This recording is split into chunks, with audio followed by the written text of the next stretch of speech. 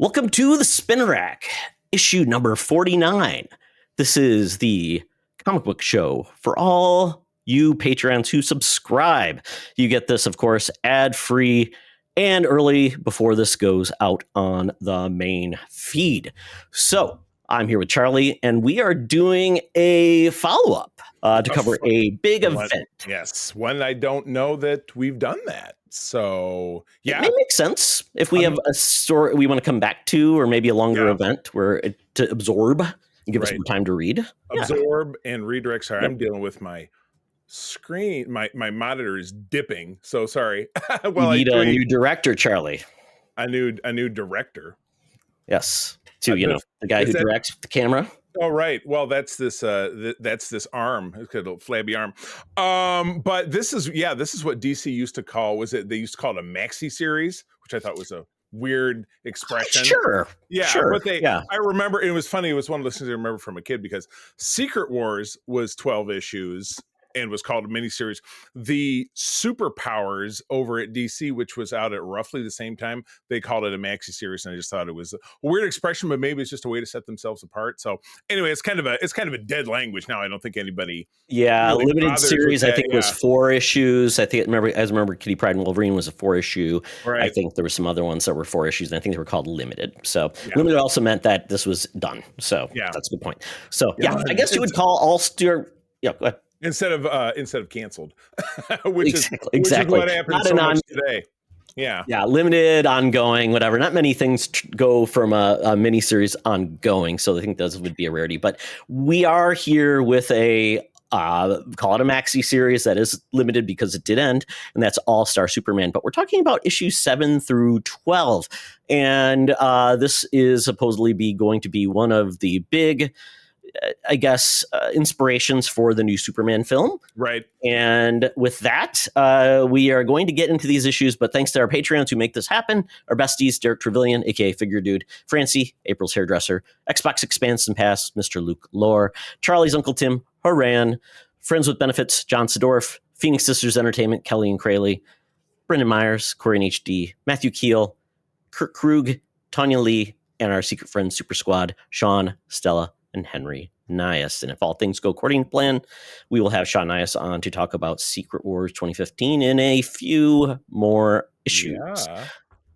So once again, if you want to read along with us, check this comic book out, which is All-Star Superman. Comic book shops, DC Universe Infinite and Comixology Unlimited. Yes. It's pretty cool. They have big absolute collections if you want to get those in a physical format as well. Well, I say 12 issues is not as big as I was reading about these omnibuses that come out $100, $125, but they're like 1,000 pages. So that's collecting something, ancient when you have a run, because comics used to actually run that long before being rebooted and legacy numbers and just straight up canceled. Yep. So, but this is a great tale. So again, we're picking up from the first 6 issues that we read. This is kind of a self-contained story. We know it's not regularish continuities that we figured out. This was an Elseworlds, but not an Elseworlds in so much that it's like, Gotham by Gaslight or something like that. Like it's a contemporary setting, but your characters are somewhat different on a compressed time frame. It doesn't really, jump with like an origin story because all the pieces are in place. Superman and Lois are in place. Jimmy Olsen is in place. Everything seems a little bit more modernized. And this was from back in 2005. Is that when this came out? Yeah. Okay. Gotcha. Yep. So we remember super quick recap. I mean, these Lex Luthor is, in prison. He's on death row, and that was a portion of what happened. Superman ended up getting, not putting on the sunscreen when he went up into space, and he's a little supercharged, and it's killing him. So now he's trying to, and it even gets mentioned in one of these issues, face his final trials and make his final, contribution to saving lives before, he gets to the great upside down. So, list for Superman, essentially. The bucket list. Yes. All right. Well, we'll jump off. The first 2 issues, issues 7 and 8, are the only 2-parter of this block of issues, is what we determined. So I'll tell you what, I'll read both the synopses and then I'll kick it back to you and we'll discuss. The world is flipped right upside down. Nice. When the Man of Steel encounters his topsy-turvy doppelganger Bizarro, couldn't get by without doing Bizarro, in my opinion. Round and square Earths collide in an all-out, all-star action as two mismatched Supermen go toe to toe. That's kind of a weird description because I don't really feel like they had like a big slug out, but whatever. It's, you know what? It's a good slug line. Issue 8, the Daily Planet regulars hole up as a terrifying Bizarro plague spreads across Metropolis. Superman is trapped in the reversed madness of a dying Bizarro world. Now, I will be the first to admit, I mean, I'm familiar with Bizarro as exposed to him in like the Super Friends. That's kind of my best knowledge of it. And that he's from a different planet. And, you know, it was Seinfeld who really over illustrated, you know, the everything in Bizarro world is opposite. So it's a good punchline when things are going weird to say, oh my God, what is this Bizarro world? But I don't really know much about. And then the other character that they introduce and the kind of the storyline around it is they out of every, you know, several billion Bizarro denizens of that planet is a semi-normal person. So it's what's the guy's name? Zabarro? Zabarro, like Sabaros. Yeah, he runs a restaurant. You know, that's how you get, instead of the good pizza, you get Sabaros. Yeah, it's Bizarro pizza. It's not a triangular. What's the opposite of triangle? It's like, what would their pizza be? Just a ball, obelisk? Like a circle? I don't know. Yeah, exactly. Rectangle?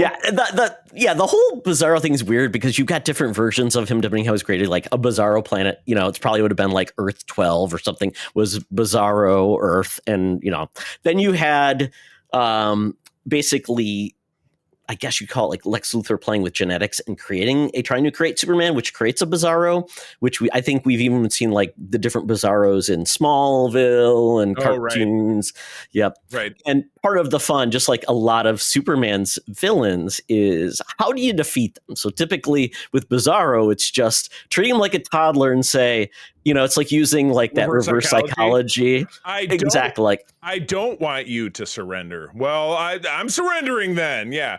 And yeah, they really, I'll show you what to do. They really play that out in issue 8 closer to the end because Superman has found a way to escape by building a rocket or whatever it is, but he can't really do it on his own. So he needs the help of all these, you know, Bizarro denizens of the planet.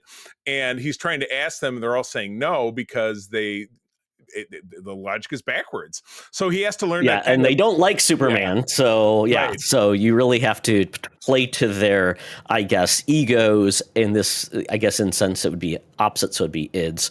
Yes. But it is kind of interesting how this whole thing kicks off. Essentially, you've got these Bizarros going from this Bizarro planet that is launching these Bizarros into Earth. And instead of just being like regular Bizarro people, these are almost like unformed goo monsters, which once they touch you, they kind of transform you into a Bizarro too, which is a new take on it, which is kind of like it's like zombie, like Walking Dead, right? Or like zombies. That's like they scratch you and then you're like, oh, I got the virus. Yeah. Exactly. So you do get like the workplace trapped in a you know, in the office with all the different politics, which is kind of fun. You've got this weird guy, which Cat Grant is kind of like the hoity-toity lady who's always like eyeing herself, which is fun. Wasn't that Ally McBeal's role in Supergirl, the actress, Calista Flockhart? Wasn't she Cat Grant? I think she was Cat Grant. She was filling in for Perry in this instance, but she's kind of like, I think, the socialite reporter in this instance, where she's, you know, glamorous. And then you've got this other bohonk dude. I don't know his name is Steve Lombard, who he shows up in I think he's a character, not a major character, even going back to 78 Superman. But he gets a name drop in he got a name drop in maybe the Man of Steel. What was that? Michael Kelly's character in the Man of Steel. Remember Michael Kelly, the guy who he's always a government agent in something, and he's a total asshole. You would know it if you saw his face. Sure. Yeah. But I feel he's like the doof of the newspaper where he's probably the sports guy. He's probably he absolutely is the Biff Tannen or whatever is the other guy's name. Not Biff Tannen, but you're thinking of from Biff Tannen. WKRP, Lex. Not you know, the guy with the terrible jackets. Yes. Chet, was it Chet? Something like that. No, or the sports guy from Anchorman. Yeah, who was what's his butt? Dave. I can't think of the guy's name. Yeah. but yeah. This whole thing of And he says, we're talking a lot about this. Yeah, right. But yeah, that's a character that's been around and always gets names dropped. Okay. But yeah, in this he's the office bully because he tries to set like Clark is like kind of fumbling around and he tries to like light his butt on fire. Yeah, right. And then he lights and then I think Clark probably, as Superman, probably shoots a laser and sets this guy's toupee on fire. And he says, do you know that your hair's on fire? And the guy's like, I don't wear a toupee. And he has to take it off. And they pour water on it. And so that's a good bit. I thought that was fun. It's a good foil. He's like the office bully. But yeah, so that is basically then Superman realizes, I got to get these Bizarros off the planet. So he basically gets them all off and he gets them back to the Bizarro world, which we find out is actually dying. And it's, well, not dying, but it's basically going to the Underverse, which is essentially called the basement of the universe. And because it's a red planet, never buy a universe without a basement. So since it has a red sun or has red light, it essentially takes away Superman's powers. So then he realizes, hey, I'm too weak to fly off this. I need help. So then it basically becomes a motivational session for all of these Bizarros to actually do some work. And the king of all of the Bizarro Superman is Jor-El, but because it's Bizarro, it's El Raj. Which I thought was hilarious. From what's happening? Yes, that's Raj. Exactly. So, so that was fun. But again, super cute, and it is a tragic tale of Zabaro because of all of the idiots. There's like they say there's like maybe 1% of the population of Bizarro world is actually like handsome and smart, but they're all doomed to deal around the idiots. So he kind of first you think he's gonna like flop on Superman and say, oh, I could get off the planet, but then he realizes you're a friend to me, but I want you to remember me by writing my writings, my poetry. So Superman takes it. So very touching that you've got like kind of this tragic hero that is surrounded by he's just surrounded by dunces. Very sad. Very fun story, though, about Bizarro. So I'm glad we got another part of Superman that was explored in a very unique way. Yeah. I love this next issue because, again, I just feel like it has a lot of parallels to what we're dealing with right now in the world. Issue 9, Perils Loom as Superman faces the strangest of adversaries, Kryptonian astronauts. So we get, and again, I apologize for not having the names of the characters up, but it's a man and a woman who have stepped in while Superman was off-world dealing with, the crisis in the last 2 issues. And they're astronauts, and I don't know if these were newer characters or maybe this was from back in the Silver Age. Apparently had been exploring Lost in Space, and they finally come back, but they were Kryptonians from the era of Jor-El. Well, yeah, no, my question was, were they new characters? No, I've never heard of them before. Yeah. I didn't know if that was like this came from a Superman book from the 60s. Maybe. I have no idea. Might have. But at any rate, much like with Superman himself, they didn't have any real powers until they were exposed to the the yellow sun of is it red sun or yellow sun? They always say that gives him his powers. It's the yellow sun that gives him his powers. Yes. So they now have powers, but instead of being raised on Earth as a baby by these parents who instilled all these great values in them and all this stuff, they are just awful. And I don't need to necessarily draw parallels to things that are happening in our lives right now, but reading this, you'll get it. But they're just absolutely awful. They're like, these people are beneath us and we're going to take this planet. Krypton is superior. Let's rebuild everything as Krypton will tear it down. These people don't deserve to have this nice planet with the air and the water and blah, blah, blah. And they take over Superman's fortress and they tear it up. I can't believe he just didn't get more pissed off, because it'd be like if, you went on vacation and came back to your house and some other asshole was just living in it and had just like taken red spray paint and draw crosses over all of your family photos. It was ridiculous. Probably this is like those embarrassing relatives you have that, kind of like Cousin Eddie. It's Cousin Eddie. Yeah, like these are distant cousins which come to visit, and you're like, okay, well, I think they mean well, and they're only family I got, so let's make this try. But it's kind of a interesting thing because Superman had been away. We don't know. I can't remember how long it had been. But in like 2 months, I think that he'd been in Bizarro World, and when he comes back, essentially Metropolis has been rebuilt following the Bizarro thing, and like basically it's new Krypton. So like in 2 months, they essentially did all these things, and part of it was talking about like Superman, you've been here for how long? And what have you actually like done with all of your great abilities? Except save people from monsters. You haven't exactly like, brought Kryptonian technology to make the world a better place. So it's like, in a way, they did have a point. It's just it's just like a lot of villains and people like, they're just misguided in their approach. Yeah, it was just Killmonger, right? Hey, Secret Friends Unite, let me tell you about Zencastr. We use them for our show, and now they're supporting us. Zencastr is now the all-in-one solution making podcasting easy. It's the ultimate web-based podcasting solution. Provides high-quality audio and video podcast production and hosting. With a full suite of professional tools, podcasters can seamlessly record, produce, and publish studio-quality content, all from one dashboard. Being a creator has never been easier. And we chose Zencastr because of the ease of use, high quality output, and it makes it super easy for our guests to come on. We had multiple solutions we tried before, and Zencastr has just been the best fit for us. Why Zencastr? It's now super easy to record a podcast with Zencastr. Log in using your browser and start recording a high-quality podcast right away. Record studio-quality sounds and up to 4K video with your guests. Feel a sense of zen knowing Zencastr's multi-layered backups ensure you always have your recordings in the highest quality, even if the connection is unstable. Have you ever worried what you sound like? Zencastr's post-production process makes you sound buttery smooth. It automatically removes those ums and ahs in your recording. It removes those awkward pauses in conversation too. Set the right podcast loudness and levels while reducing background noise with a click of a button. So if you're interested in making an easy, high-quality podcast just with the click of a browser button, go to zencastr.com/pricing and use my code SFU1. You'll get 30% off your first month of any Zencastr paid plan. I want you to have the same easy experiences I do for all my podcasting and content needs. It's time to share your story. Now back to the show. Yeah.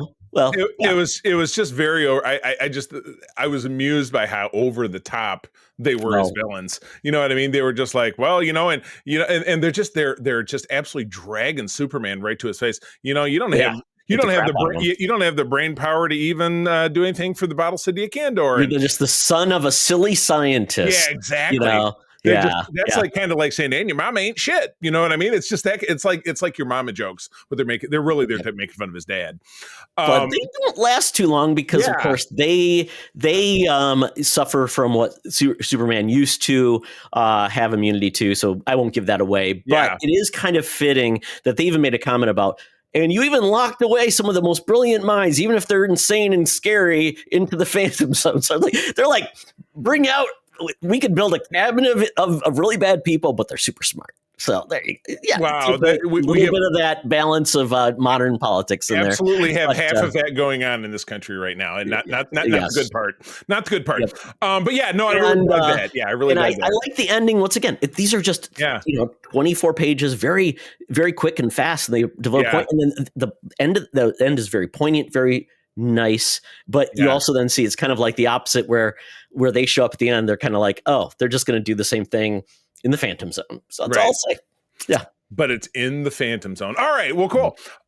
Issue 10. Oh, boy. The Last Will and Testament. Resigned to his fate, Superman writes his will, revealing how he has prepared the planet to live in a world without him. So, yeah, things are getting heavy. So, yeah, let's talk about it. Yeah, he's running out of time. He knows that. So one of the past stories were about one of the characters that was from time met with him and had told him, you're going to do these 12 things before you pass on. So Superman's been thinking about that. How can he accomplish all of these things? So he is creating a last will and testament too. Basically just the things he has to do to finalize his legacy, to make sure the world will think. One of those things is he was never able to do right by the citizens of Kandor, which are it's the city on Kryptonite that was shrunk by Brainiac. All this time, still in that bottle. That is one thing that he enlists. What's his name? Dr. Quantum? Quintum. Dr. Quintum. So very close. Yeah. He's kind of like this guy, I don't know if he, as it's been through, I'm like, is he going to be revealed to be something else? Because he's a new character I've never heard before, but kind of like a super genius, and usually that goes completely wrong. But he basically decides that, hey, I need to solve some of these existing problems. That was one of the things that he wanted to do. That's part of this episode. And then he also knows that he is trying to figure out how he can make his legacy and maybe someone to help take over from him. So basically, he said, you've never been able to read, Superman said, you've never been able to sequence my DNA. I've done it. And it's like a billion lines of code. And he's got also, two little vials, doesn't he? He's like, here's A and here's B. So like interoperability with humans as well. So it kind of leads to feel like maybe this is a glass jar or glass thing break in case of emergency. Right. So Yep. Yeah, right. And there was a point when he and Lois were talking when he came back from Krypton. It's like, I haven't seen you. We need to talk. She finds out from Quintum about him dying of cancer. So then it comes down to it. And Superman's trying to like resign himself to basically say, well, it wouldn't matter anyways because we couldn't have kids. Our DNA is not. So that made me think, Quintum's got the ability that, they separated the sequence for humans. So that left us something in the future, maybe like, maybe Lois is like the surrogate of Superman's baby. Well, because, and again, I don't know how they necessarily tie together the future people that came back in one of the other issues in the first segment. So does it have something to do with that, or are they from a different dimension? It's the multiverse is a multitude of sins. So And there was another part where Superman said, well, how will I know how a world without Superman will be? Well, I'm going to create a world without Superman, which was very cool. He basically decided this thing. And so it's kind of like what would happen in the world and what would come about with it. So it was kind of cool. When he was doing that, he also, when he was talking to Lois, this is a very poignant part of the story, is he was talking to Lois and then he heard this voice in the back of his head and in his ear, he's like, what is this? And he's like, okay, well, I've got to go, Lois. Yeah. He flies to a young woman who is obviously in terror. Apparently her therapist said he was late to meet with her. Right. And she's freaking out. She's on the top of a building and you look like she's suffering. And I just took a screenshot of it because I thought it was very poignant. He says, basically, he comes up to the roof to see her. He says, your doctor really did get held up, Reagan. It's never as bad as it seems. You're much stronger than you think you are. Trust me. Nice. I mean, that's a killer of a thing to say. This is what Superman does. He's got time for everybody and no time for himself. Right. Which is leads us down the road to the fact that a world without Superman isn't necessarily going to be such a great thing. But issue 11. I was going to say one last thing. I took another because I took another screenshot. I'm like, I was reading this on the computer. Actually, it's kind of nice to do that. My tablet was dead when I found it. And it's basically the Earth Q that he created. There's the last panel of this comic, and it says basically, I really think this is it. Third time lucky. This is the one, and you see down a comic, basically a corporation building where you look and you see this artist drawing a picture of Superman. It said, this is going to change everything. So in a world without Superman, there will be a Superman. Right. Just poignant. This is the two creators of Superman, Siegel and Schuster, in that world. So there's always going to be a Superman no matter what you do. So I thought that was just a great ending to that issue. Yeah. All right. Issue 11. Superman dead? What is the secret behind the Daily Planet's ominous headline from the future? What does Clark Kent have to say about it? All the pieces of Lex Luthor's master plan to kill Superman begin to come together, building up with a big bang in the final issue. So this is before, because I think of, when we get to the last issue and kind of what Lex's end game is. Let's go through it. I'm like I said, my mind just jumps forward to the last portion. But what are some of the bigger highlights of this issue? So one of the bigger headlights, or headlights, the headlights of the car coming at us, the headlines from this is really about this is Superman really coming to the end of his time. And what can he do?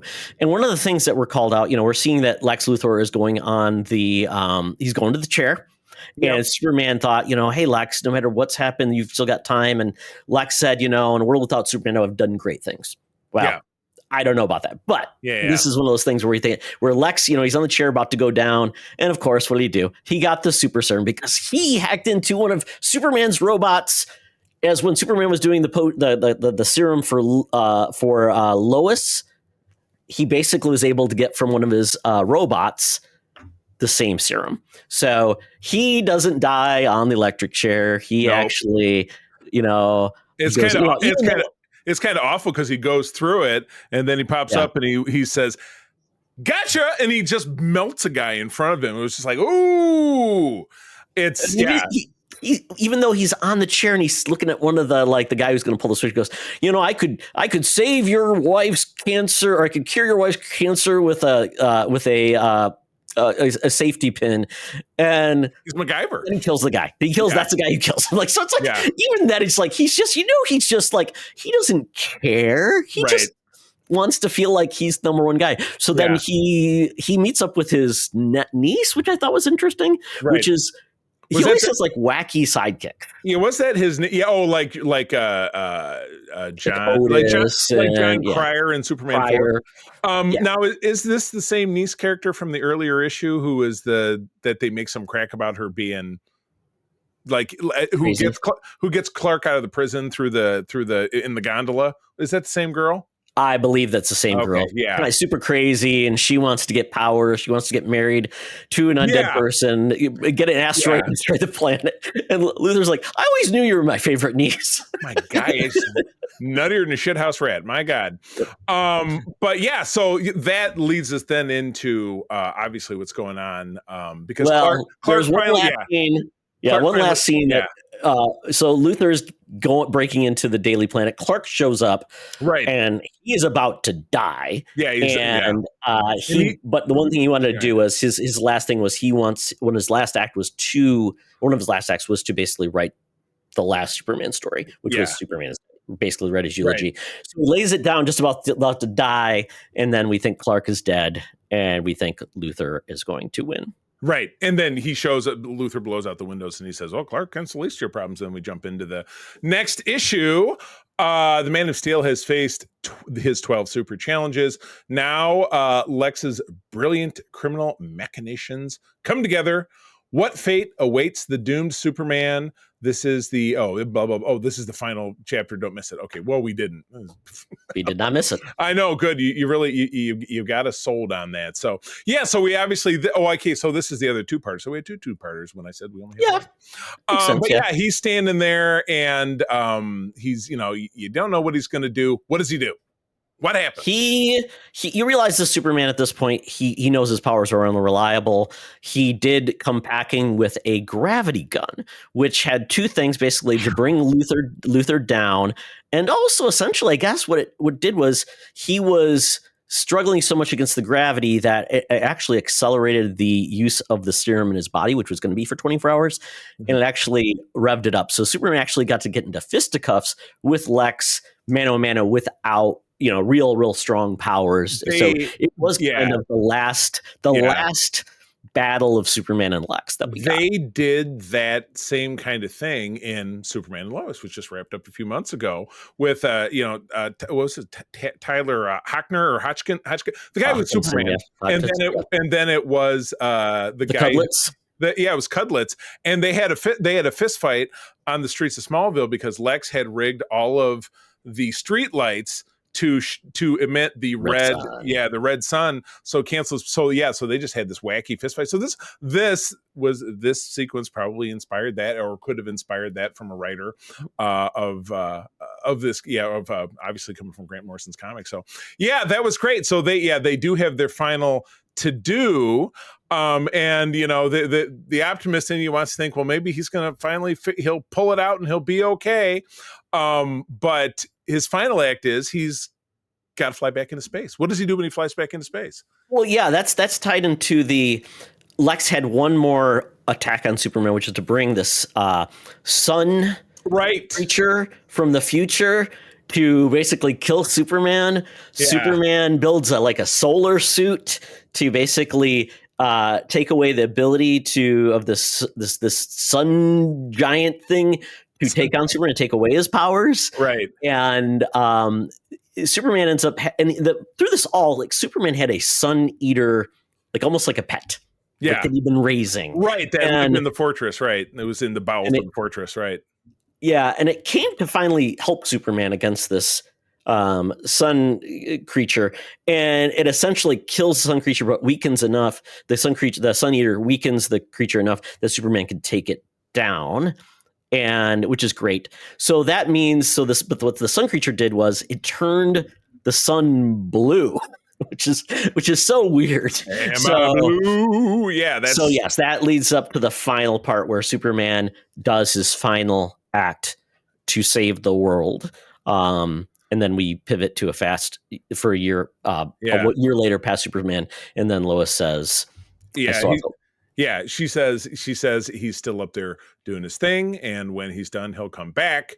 Don't know that she really believes that. Maybe she's probably telling it to herself, makes herself feel better. But yeah, his final sacrifice was, the thing that killed him was the thing that he went back to fix, and that probably did him in.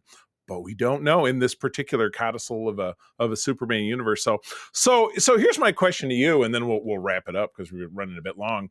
But what like key aspects of this storyline do you feel we might see in this Superman movie? Which, if you're listening to this when we record it, the movie's a few months away. It'll come out in the summer of 25. So if you listen to this at a later time, you may already know. But what's your guess?